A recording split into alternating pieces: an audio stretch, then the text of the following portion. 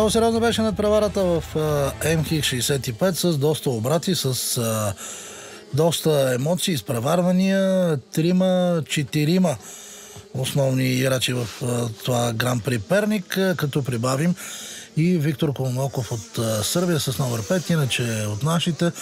С номер 25 Никола Мотавчиев от Панчо Рейсинг Тим, с номер 12 Николай Павлов от Кипен MX Рейсинг Тим и с номер 46 Георги Илиев от отбора на DMX. Тези четиримата се откроиха в началото и в първия и във втория манш.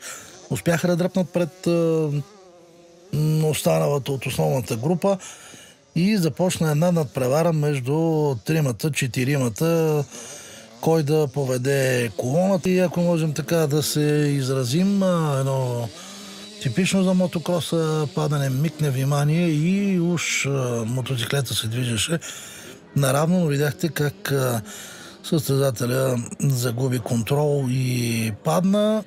Имаше доста зрелищни изпреварвания. Имаше своя шанс Виктор Колоноков с номер 5 също да вземе по-предно класиране.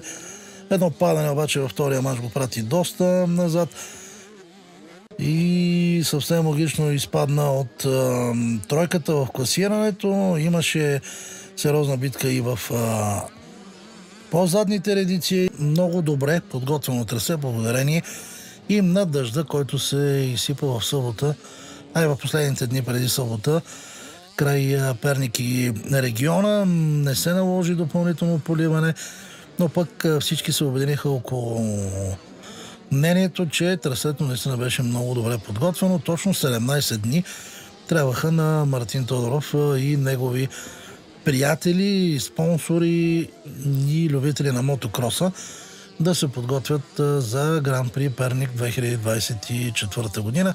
Всичко това гарнирано с тренировки за Мартин и неговите състезатели.